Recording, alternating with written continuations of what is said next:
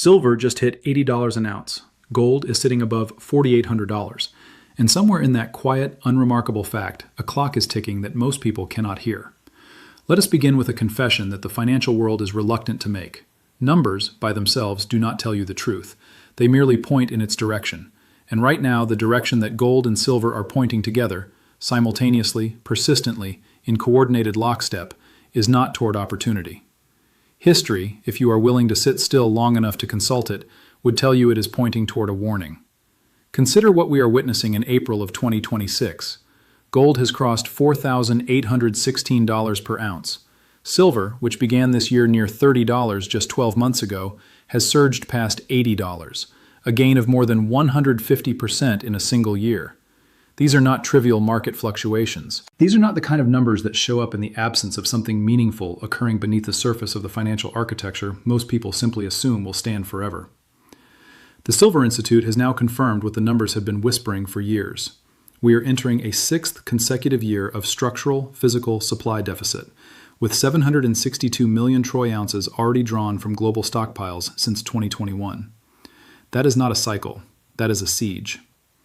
But here is where the conversation must become more honest, more uncomfortable, and perhaps more important than the price itself. When gold and silver rise together with persistence and strength, not one of them, not briefly, but both of them, for an extended period, history does not record this as a celebration.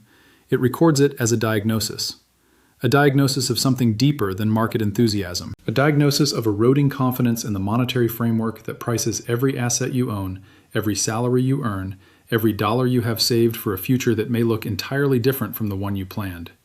The metals are not moving because traders suddenly discovered enthusiasm. They are moving because capital is quietly, rationally, methodically repositioning itself in response to incentives that have been building for years. The question you must ask, not as a speculator but as someone whose financial security depends on understanding the environment they inhabit, is not whether the price of silver will reach $100 or $150 or the more aggressive Bank of America projection of $309. The question is what condition would need to exist in the world for silver to reach the kind of levels that seem, at this moment, almost fictional. Because understanding that condition tells you something far more important than a price target. It tells you the state of the system itself. The answer requires going back further than last year. It requires going back to the fundamental architecture of how monetary systems work, and more importantly, how they fail. Every monetary system in recorded history has followed a recognizable arc. It begins with discipline. It continues with growth. It accelerates into leverage. And it ends, always, without exception, across every civilization that has attempted to manage the inherent tension between political promises and economic reality, in the gradual, painful repricing of everything. The Roman denarius lost 98% of its silver content over 3 centuries. The British pound, once the world's reserve currency, surrendered that status in the middle of the 20th century. The French assignat, the Weimar mark, the Zimbabwean dollar, these are not cautionary tales from primitive economies. They are the logical endpoints of a mechanism that every modern government continues to operate today. And the mechanism is remarkably simple. When you cannot grow your way out of your obligations, you inflate your way through them. You do not announce this. You allow it to happen gradually, almost politely, until the people who trusted the system realize, always too late, always after the adjustment has already occurred, that the numbers on their bank statements represent something fundamentally less than they once did. Gold and silver do not have press conferences. They do not issue quarterly earnings reports. They do not hire lobbyists. They simply reflect the aggregate judgment of everyone who has decided that the promises embedded in paper currency are worth less than they were yesterday. And when both metals make that reflection simultaneously and sustainably, the message is not ambiguous. The signal no one is watching is not the price, it is the synchronization. There is a moment in every monetary cycle, and this is the detail that almost no one ever gets right because they are always looking at the wrong instrument, when the behavior of the market shifts from reflecting what is happening to anticipating what is coming. Gold and silver, when they move in tandem with conviction, are not reporting yesterday's news. They are printing tomorrow's headlines 6 to 18 months before the newspaper is willing to run it. We are, right now, inside that moment. To understand why the $4,000 scenario for silver is not a fantasy conjured by permeable newsletters, but a mathematical consequence of conditions that already exist, you need to understand one ratio: the gold to silver ratio. It is, at its core, a measure of relative monetary trust. Historically, silver traded at roughly 1/16 the price of gold, a ratio embedded in bimetallic monetary systems that governed economies for centuries. In early 2026, with gold near $4,800 and silver near $80, that ratio sits at approximately 60 to 1, still dramatically elevated relative to historical norms. Bank of America's Commodities Research Division has made a projection that deserves to be read carefully. If the gold to silver ratio compresses to the levels seen in 1980, 14 to 1, and gold remains near current prices, silver would not reach $309. It would reach $343. Apply that same ratio compression to a gold price of $5,000, a level that bullion vault investors and multiple institutional forecasters now project for late 2026, and the arithmetic becomes extraordinary. At 14 to 1, silver would be priced above $357 per ounce. At historical bimetallic ratios of 16 to 1, silver at $4,800, gold would be $300. These are not predictions. They are the cold, indifferent output of mathematics applied to historical precedent. Now, $4,000 silver. That number, the one in the title of this conversation, is not arbitrary. It represents a scenario in which gold reaches somewhere between $56,000 and $60,000 per ounce at historically compressed ratios. Or, more provocatively, it represents a scenario in which the dollar itself has been so substantially devalued that the nominal price of silver reflects not silver becoming more valuable, but dollars becoming radically less so. That is not a fringe scenario. That is, in fact, the scenario that every structural indicator in the current monetary environment is quietly assembling, piece by piece, with the patience of someone who knows they do not need to hurry. Consider the structural pressures that already exist. The United States is currently managing a national debt that the International Monetary Fund has described, in April of 2026, as a global problem. A $39 trillion obligation that requires servicing in an environment of elevated interest rates. The Federal Reserve currently holds rates at 3.50 to 3.75%. Fiscal flexibility, the government's ability to respond to the next economic shock without resorting to dramatic monetary expansion, is meaningfully constrained. Meanwhile, global trade relationships are being restructured in real time. Countries that have historically held dollar-denominated reserves are quietly, diplomatically, diversifying.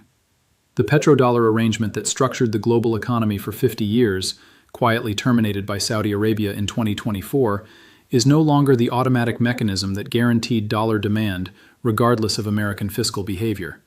These are not editorial opinions. These are documented structural shifts whose full consequences have not yet appeared in anyone's quarterly report. And here is the insight that the financial media consistently fails to deliver because it is too slow-moving to make a satisfying headline. These pressures do not manifest suddenly. They build, they accumulate, they compound. And by the time they are obvious enough to generate widespread alarm, the adjustment has already been happening for years. The people who recognized the signal early, who understood that gold and silver moving together persistently was a diagnostic instrument rather than a trading opportunity, those people had already repositioned. Everyone else is reading about it afterward, wondering how they missed it. If you have found this conversation valuable, if you are the kind of person who prefers to understand the architecture of what is happening rather than simply react to the latest headline, then do something that costs you nothing but a moment of intention. Subscribe. Because what we are discussing here is not a single event. It is a process, and the chapters that follow the current one are, if history is our guide, considerably more dramatic than where we are today. The people who navigate these transitions successfully are not the people who happen to own the right asset at the right time. They are the people who understood the cycle well enough to remain positioned throughout its full development. The silver market in 2026 is not behaving like a commodity in a normal bull cycle. It is behaving like a monetary asset in the early stages of a recognition event. The sixth consecutive annual supply deficit, 67 million ounces in 2026 alone, means that physical silver is becoming genuinely scarce in the context of industrial demand from solar panels, electronics, medical technology, and the artificial intelligence infrastructure that requires silver-coated connections throughout its hardware. COMEX registered inventory has fallen to levels that exchange analysts flag as stress territory. The paper silver market and the physical silver market are, increasingly, two different conversations about two different realities. And when those two conversations are forced into alignment, when the physical constraint becomes impossible to paper over with financial instruments, the price discovery event will not be gradual. That is the signal no one is watching, not the price. The divergence between what silver costs on paper and what it actually costs to acquire physical metal in volume. That gap is the match. The structural deficit is the fuel, and the monetary conditions that gold is already reflecting are the room full of accelerant. There is a concept in the study of complex systems that the financial world borrows reluctantly because it implies a humility that markets prefer not to advertise. It is the concept of non-linearity. Systems under sustained pressure do not degrade gradually and predictably. They hold. They hold longer than anyone expects. They hold until they do not. And then the adjustment, compressed by however many years of artificial stability preceded it, occurs with a swiftness that leaves the unprepared with no meaningful opportunity to respond. This is the honest answer to the question of timing that every investor wants answered, but that no one can answer with genuine precision. You cannot know when the non-linear moment arrives, but you can know the conditions under which it becomes increasingly probable, and you can position yourself not to predict the exact moment, but to be present and prepared when it arrives. What those conditions look like in 2026 is, frankly, sobering in its completeness. Real interest rates, the return on savings after inflation is accounted for, remain deeply challenged for ordinary savers. The dollar, which has hovered near 6-week lows as of mid-April 2026, weakens further with each geopolitical development that reduces the automatic international demand for dollar-denominated assets. The Strait of Hormuz situation, the ongoing restructuring of global energy trade, the IMF's stark warning about American debt being a global problem, these are not background noise. They are the leading indicators of a system that is consuming the reserves of stability it accumulated over decades. The silver market, specifically, sits at the intersection of two powerful forces that rarely converge with this alignment. On one side is monetary demand, the same force that has driven gold above $4,800, the flight of capital toward assets that exist outside the liability structure of any government or central bank. On the other side is industrial demand that is structurally irreversible. Silver is not interchangeable in solar panel manufacturing. It is not easily substituted in the circuit boards of the devices powering artificial intelligence. It is not replaceable in the medical instruments that aging populations across the developed world increasingly require. The demand from these sectors does not diminish when monetary conditions become uncertain. In fact, it intensifies, because the same global push toward energy independence and technological infrastructure that drives industrial silver consumption is itself partially a response to the geopolitical and monetary instability that drives investment demand. This is why the median institutional forecast for silver by year-end 2026 now clusters between $80 and $95 per ounce, up from projections of $50 made just 6 months ago.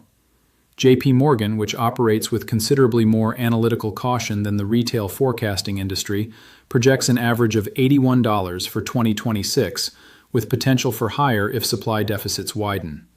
Bank of America's bull case sits at $309. Robert Kiyosaki, whose projections carry the weight of someone who has been watching monetary cycles for 4 decades, has said explicitly that silver will reach $200 or more in 2026 as dollar confidence deteriorates. CoinCodex algorithmic models project silver reaching $151 by year-end 2026. These are not fringe numbers anymore. They are, increasingly, the conversation that serious capital is having. And none of those numbers are $4,000. The $4,000 scenario for silver, and let us be intellectually honest about what it represents, is not a 2026 forecast. It is a structural endpoint that becomes mathematically inevitable if the conditions that the current gold-silver synchronization is reflecting are allowed to develop to their logical conclusion. It is the number that appears when you apply historical monetary ratios to a gold price in an environment of severe dollar devaluation. It is the number that arrives when the 6th, 7th, and 8th consecutive supply deficits in physical silver cannot be resolved because the industrial demand consuming that silver is building the infrastructure of the next economy. It is a number that describes not an investment thesis, but a monetary transformation, the kind that has occurred, historically, whenever a reserve currency system reaches the terminal phase of its arc. Understanding that number and what it implies about the health of the current system is worth more than any specific trade. Because the question it forces you to ask, about your savings, about your purchasing power, about the assumptions embedded in your financial planning, is the question that every generation that has lived through a monetary transition wished they had asked earlier. The pattern that gold and silver are tracing together right now has appeared before. It appeared in the late 1960s before the Bretton Woods system collapsed, and gold went from $35 to $850. It appeared in the late 1970s when silver went from $5 to nearly $50. It appeared in the early 2000s at the beginning of the commodity supercycle that preceded the 2008 financial crisis. In each of those instances, the signal was available. The information was present. The people who acted early were not smarter than the people who waited. They were simply more willing to take the signal seriously before it became consensus. The gold-silver synchronization of 2026 is that signal. Not a guarantee, not a roadmap with precise timestamps, but a reflection of underlying conditions that do not reverse easily, that compound with time, and that eventually resolve in ways that reward those who understood the nature of the transition and punish those who assumed the system they inherited would operate by the rules they had always known. Before you leave this conversation, I want to ask you something that requires only a moment of reflection. What question is this analysis raising for you that you have not previously considered? What aspect of your financial assumptions deserves another look in light of what these metals are communicating? Leave that question or that thought in the comments below, because the most valuable insight in a community like this is not always the one offered by the person speaking. It is often the one offered by the person who has been paying attention from a different angle. Your perspective matters here. Share it. And remember, this is for education and discussion only, not personal financial advice. I'm sharing a way to think through the history, the market, and the ownership questions so you can make your own decisions with your own money and your own risk in mind.